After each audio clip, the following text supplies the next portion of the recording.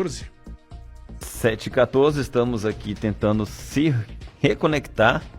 Tá conectado aí? Estou conectado aqui. Estou vendo aqui o Fernando Moraes. Ele Então, tá acompanhando a gente, tá sorrindo, então tá acompanhando a gente. tá acompanhando. Então, muito bom dia, secretário. Tudo bem? Bom dia Lobinho, bom dia Paradela, bom dia a todos os ouvintes da Rádio Transamérica. É um prazer estar aqui com vocês, viu? Estamos então em contato com o secretário de Educação de Hortolândia, Fernando Moraes. Mais uma vez agradecendo essa gentileza, dando bom dia já nesta manhã de quarta-feira. Aqui ele disse que não está recebendo a nossa... Vamos lá, vamos tentar aqui mais uma vez. Agora tá ouvindo? Agora sim. Agora sim, vamos lá. Fernando Moraes, muito bom dia. Obrigado pela gentileza de atender aqui a Transamérica Notícias. Falar sobre uma área vital, uma área que é crônico em todas as cidades aqui de Campinas e região, que é o atendimento para as crianças de 0 a 5 anos, o atendimento em creches. Até para a gente entender, porque Campinas fez aqui todo um esforço para tentar diminuir, e eu venho acompanhando nesse meu período aqui de jornalismo, quase 20 anos. Começou um dia desse. Comecei um dia desse. Todos os governos que eu acompanhei, sempre a mesma situação. De 4 a 5 mil. 4 a 5 mil. E passa governo, então, 4 a 5 mil déficit de vagas, né? Como é que está a situação hoje numa cidade como Hortolândia, que tem uma demanda também muito grande, que vem crescendo, né, dos últimos anos para cá, com empresas que estão se instalando, e com isso, hoje nós temos uma nova configuração familiar, em que o pai e mãe precisam trabalhar. Como hoje a prefeitura atende a essa população? Paradela, primeiro dizer que qualquer rede de educação, entre os seus grandes desafios, né, que são vários desafios que tem uma rede de educação pública, a questão do 0 a 3, se criar estruturas, oportunizar vagas para essas crianças, porque nós de Hortolândia nunca entendemos esse 0 a 3 como essa fase de cuidado. Que não está dentro da nossa prospecção, daquilo que nós entendemos conceitualmente de educação, que é a escolarização, enfim, ou a pré-escolarização. A gente sempre entendeu o 0 a 3 como parte fundamental do processo de educação. Então, desde que essa criança ali, a partir dos seus 5 meses de idade, né, quando já vem ocupar os espaços de educação, chamado berçário, né, a gente também entende que ali já tem uma proposta pedagógica de desenvolvimento cognitivo, espaço, profundidade, relação com o outro. Então, é só deixar bem claro que conceitualmente, pedagogicamente, o 0 a 3 para nós vai além de uma questão só da vaga, né? É evidente, lógico, que a gente tem toda uma preocupação também societal com isso, porque as famílias, elas em volta dessa chamada escola, né, desse organismo vivo, se organizam também para suas vidas, trabalho, a mãe precisa trabalhar, e também a preocupação de deixar a criança com A, com B, com C, e a escola é o melhor lugar, né? O melhor lugar além dessa preocupação familiar, social, a escola também como esse espaço da convivência, da diversidade, esse espaço que desde ali, os primeiro ingresso nesse ambiente, a criança já se perceber ali na sua história de vida, né? Então, assim, enquanto desafio, o Hortolândia vem se organizando desde 2021, até por uma proposta que a gente fez ao nosso prefeito, Zezé Gomes, e imediatamente ele não só nos impulsionou a concretizar isso, mas também querendo não só zerar o chamada fila, né? A fila de 0 a 3, como você bem mencionou aí, mas também da gente conseguir, né, criar estruturas para a cidade toda, onde nenhuma criança de 0 a 3 anos fique sem ali a sua vaga. Em Hortolândia a gente fez um processo que é inevitável para Dela e Lobinho. A gente fez uma parceria com organizações da sociedade civil, chamada OSC, né? Porque o 0 a 3 hoje, o próprio novo Fundeb já contempla essa possibilidade como política pública de educação, deixando bem claro que nós de Hortolândia somos contra a terceirização da educação, porque terceirizar é você dar o patrimônio. E aí a OSC ou a empresa, seja lá quem for, vai lá e faz a execução da política pública. Lá em Hortolândia nós não fizemos isso. Nós temos uma parceria muito bem organizada, onde a gestão pedagógica é toda nossa, da rede municipal, toda a parte curricular, supervisão, a alimentação escolar é nossa, o padrão da escola é nosso, o material escolar é nosso, o uniforme escolar é nosso. Então a OSC ela entra mais na gestão administrativa, contratando pessoas, porque hoje, como você sabe bem, o Paradela, você que é um exímio conhecedor da área pública, você conhece também o outro lado de compreender que nós hoje, as redes de educação, quando se fala em 70% de Fundeb, que é chamado folha de pagamento, no nosso caso de Hortolândia, nós já estamos a 110%. Então isso compromete muito. O prefeito, não é porque ele não quer contratar, ele não pode contratar, senão dá improbidade, né? Naquele percentual de folha de pagamento. Então o Fundeb novo nos dá essa possibilidade para a gente conseguir respirar e também o mais importante, a gente consolidar essas unidades escolares para oportunizar essas vagas e deixar essas crianças, famílias, né, num ambiente que é de direito, o direito à educação. Até secretário, para a gente discutir essa área que eu acho extremamente importante, falando ainda dessa situação da administração das escolas, eu não vejo qualquer tipo de problema nesse assunto quando tem essa separação, onde a administração, essa área administrativa, seja de limpeza, seja numa área, nessa área mesmo de RH, mas não na contratação das pessoas, mas qual é não é o meio, é o meio, não é o fim. Você não vai contratar professor por meio de terceirização, não vai mudar aí a questão pedagógica. Quem tem que definir a pedagogia é realmente aí a cidade, seja o estado, né? Seja também, se for uma universidade federal, seja o governo federal, mas tem aí na mão. Agora as outras áreas, uma área de limpeza, uma área de segurança, eu não vejo qualquer tipo de problema do que a prefeitura ter que ir lá e contratar pessoal para isso. Não vai ter dinheiro, não tem, a conta não vai fechar.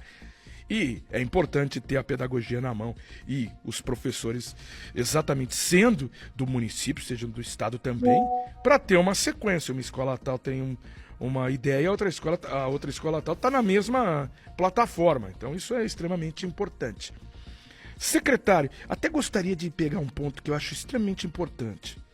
Porque de 0 a 3, porque há muito, vamos colocar muito tempo, era realmente um armazém, né? Você levava a criança, era um depositório das crianças, porque não tinha com quem ficar, fica ali no lugar, dá um brinquedinho e acabou. Hoje não. Hoje uma visão para esse maternal, mini maternal, creche, é já de uma visão de socialização para essa criança, esse neném que está chegando, né, em uma unidade, seja particular, seja pública. A socialização é tão importante para o ser humano e a gente viu isso numa pandemia, o estrago que foi. E também já determinadas situações motoras. A criança já começa a aprender a pegar no lápis direito, já começa a desenhar e atingir, né, certos pontos de precisão. Então tem muita coisa que se desenvolve e é na escola, é nesse período, né, dessa primeira infância, né, secretário? Sim, não tenha dúvida. Aliás, eu estou aqui te ouvindo e eu não sabia que, além de jornalista, você também era um grande conhecedor da educação pública. 2 moleques, né, meu amigo? 2 moleques, 2 crianças, um já está com 3 aí, destruindo.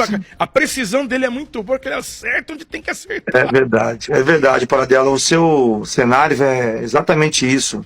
O que a gente acredita aqui na rede de educação de Hortolândia.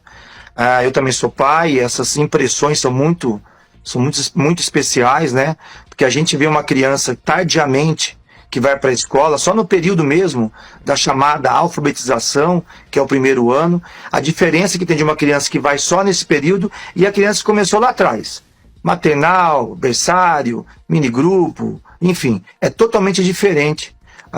Lógico que cada criança tem o seu tempo, cada criança tem, né, a sua historicidade de aprendizagem, mas no geral a gente entende que essa criança, quanto mais cedo ela tiver nos espaços de educação, melhor. Então a gente tem trabalhado muito para isso. Não sei se vocês sabem, o Paradela, o Lobinho, Hortolândia é uma das poucas cidades que tem currículo próprio no estado de São Paulo, né? Foram 16 municípios que não aderiram ao currículo do estado de São Paulo. Hortolândia é uma dessas, mas desses 16 nós somos em 3 que temos currículo próprio. Esses outros, né, esses outros 13 fizeram currículos mesclados, pouco federalizado, um pouco estadualizado. Nós não, nós optamos por ter uma estrutura própria curricular, reconhecendo as boas práticas da educação hortolandense, uma rede muito bem consolidada, uma rede que tem um trabalho incrível com todo um olhar muito cuidadoso, né, desde essa primeira infância, porque nós atingimos só até o Fundi 1, né, até o 5º ano, nós temos poucas salas de Fundi 2, mas, no modo geral, a gente prezou muito por esse DNA da educação hortolândia, quem faz é o professor. Então, uma construção coletiva, uma política pública curricular voltada não só para aquilo que diz a BNCC, né, que é fundamental para a gente ter um norte na educação, mas também potencializando, né, todo o nosso localismo. Cada escola é organismo vivo, né, Paradela, Lobinho, cada escola tem suas próprias referências, sua comunidade no entorno. Então a gente valorizou muito esses aspectos para a gente pedagogicamente criar um currículo que pudesse a gente olhar para ele e falar, olha, isso é nosso, nós pertencemos a isso. E como é importante isso, porque a família se vê nisso também, a própria criança se percebe nisso. Então a gente fez questão de ter uma proposta curricular que olhasse para todas essas instâncias, mas não fechada, padronizada, que a escola tem autonomia, porque eu sou freirianamente convicto que a gente faz educação ouvindo o outro. A gente faz educação colocando esse outro como protagonista do processo. Não é só como receptor, mas também como doador, como participante. Então a criança, desde pequenininha, ela também tem condição, ela aprende. Ela aprende observando, ela aprende dentro da sua referência familiar, ela carrega experiências também para a escola. Então isso é muito importante para nós. E até para a gente colocar um ponto aqui muito importante, que o secretário disse, né? Quando a criança entra lá, bem, já com sua tenridade na escola e vai, e essa diferença para quem entra apenas entre aspas, né? A partir aí de uns 4 anos, porque a partir de 4 anos que é obrigatório, é um direito da criança, né? A educação, sim, mas é obrigatório por parte dos pais, senão é conselho tutelar, que tem sim que matricular a criança. E há uma grande diferença, né, secretário? Quando se começa esse ensino, esse trabalho, né, motor, trabalho de socialização, eu insisto, é muito, mas sim, muito importante para todo mundo. Imagina só para uma criança que ainda está começando a se desenvolver nesse mundo, que é aquele momento, né, que a criança fica, porque se fica durante todo esse período com pais e avós, vai pegar o brinquedo e vai ficar com o brinquedo. Ela não vai saber dividir. Pode parecer uma coisa bem pequena, mas é muito importante esse momento de cessar a birra, de saber que tem que dividir, que tem que, naquele momento, ficar mais quietinho para aprender. São coisas assim, parece que bem básicas, mas de uma importância para o futuro, né? Não tenha dúvida. Até porque, como você disse, a importância para o futuro. Tudo que se faz nesse processo de educação na infância, isso tem várias teorias da educação, né? Mas, assim, objetivamente, a gente vê a dimensão no mundo adulto, né? Que mundo adulto nós temos hoje, que não respeita a diferença, que desde a cor da pele, a religião, seja o que for, a sexualidade do outro, virou objeto de olhar para o próprio umbigo. E não reconhecer que as diferenças, né, Paradela, elas não podem servir para nos diminuir, elas têm que servir para nos engrandecer. Então a escola, nessa primeira infância, ela é fundamental para dimensionar também esse mundo adulto. Um mundo adulto que se percebe, se compreende, se aceita, que não tem só o referencial, né, dentro de um conceito moralista do que é certo, do que é errado, mas compreender que todos nós, né, somos participantes da vida e merecemos respeito, e nada pode ferir a dignidade humana, né? Lá em Hortolândia, o Paradela, Lobinha, só para aproveitar uma das suas considerações para dela. É uma cidade que cresceu muito, e é verdade isso mesmo. Inclusive foi capa de revista, cidades que mais crescem no Brasil, né? Nós tivemos, pra ter uma ideia, o último censo do IBGE, 2022, nós temos aí em torno de 237 mil pessoas que moram em Hortolândia, né? A população hortolandense. Isso é um acréscimo de quase 23% do último censo de 2010. E é lógico que a educação, a saúde é impactada profundamente com isso. Em Hortolândia, o prefeito até brinca com a gente, a palavra de ordem dele é gestão, planejamento. A gente se planejar, as secretarias trabalharem junto. Então hoje a educação, junto com planejamento, habitação, serviços públicos, a gente já vai planejando e se organizando, sempre dando um passo à frente para compreender qual é a nossa demanda. Então, os novos empreendimentos imobiliários, né? Esses novos empreendimentos que a gente vê por toda a região metropolitana, Hortolândia não é diferente. Então, sempre olhar para isso. E Hortolândia tem uma coisa que é muito diferente. Na pandemia demonstrou muito isso, foi muito real para nós. Não só por uma questão econômica, do impacto econômico que causou a pandemia, mas as famílias hoje preferem a rede pública de Hortolândia do que a rede particular. E eu não estou aqui fazendo nada não é uma comparação, mas só dizer que essa histórica comparação da escola pública particular, ela é totalmente equivocada. A escola pública é boa, porque tem bons profissionais, tem uma rede formativa, tem uma rede em constante transformação, com investimento de infraestrutura. Nós reformamos quase todas as nossas escolas, Paradela e Lobinho. Fizemos uma grande ação desde 2022 para deixar essas escolas bonitas, um ambiente agradável, que seja realmente um ambiente de aprendizagem. Então, assim, todos os esforços que a gente tem feito hoje, do 0 a 3, que é fundamental, que também agora por lei, viu, Paradela, é obrigatório também, o Estado tem essa responsabilidade, porque lá atrás tem muita gente que acaba só no rodapé de internet não compreendendo a historicidade. Mas a rede, o 0 a 3 no passado, ele era da assistência social. Lá atrás, ele era da assistência social. Então, ele passou depois para a educação. E nós entendemos a importância disso. Nós não queremos devolver isso para outra política pública, porque entendemos que é primordialmente responsabilidade nossa. A educação tem que atuar já com essas crianças desde ali do berçário. Então é fundamental. A gente vê a diferença do nosso aluninho, do nosso estudante, que entrou no berçário com a gente, saiu lá no 5º ano com a gente vê a diferença. A gente fica até feliz, os professores, eles fazem toda uma anamnese, né? Uma anamnese pedagógica dessa criança, desde os primeiros passos, da sua aprendizagem, então como isso é especial. Então essa gestão que a gente encampou, que o prefeito nos desafiou, e nos desafia o tempo todo para isso, é para a gente zerar a fila do 0 a 3. Não tem nenhuma criança, nós já conseguimos Paradela. Quase 80% zerar essa fila. Nós estamos agora para a fase final. São 8 unidades com a OSC, 4 já foram inauguradas e vamos inaugurar mais 4. Já era para ter inaugurado, mas essa questão administrativa, eleitoral, a gente tem que respeitar os prazos, né? Mas agora em agosto serão 4 unidades inauguradas, e unidades grandes, unidades com 300, 400 crianças, para a gente realmente zerar a fila e toda a família hortolandense ter ali a sua vaga para sua criança de 0 a 3. Muito bacana, secretário. A gente sabe que o seu trabalho junto com o prefeito Zezé Gomes é árduo para conseguir alocar todas as demandas, né? Colocar todas as crianças na creche, no local adequado e perto das suas residências, né? E a gente sabe que ali na região do Everest tem uma demanda de vagas de creche, né? Que estava com dificuldade em localizar espaço para poder colocar o povo. Já conseguiu resolver isso? Foi localizado algum espaço? Sim, Lobinho, a gente já está inviabilizando um espaço que é público, né? Ele está com uma concessão por uma organização da sociedade civil, que eu tenho muito respeito, viu, Lobinho?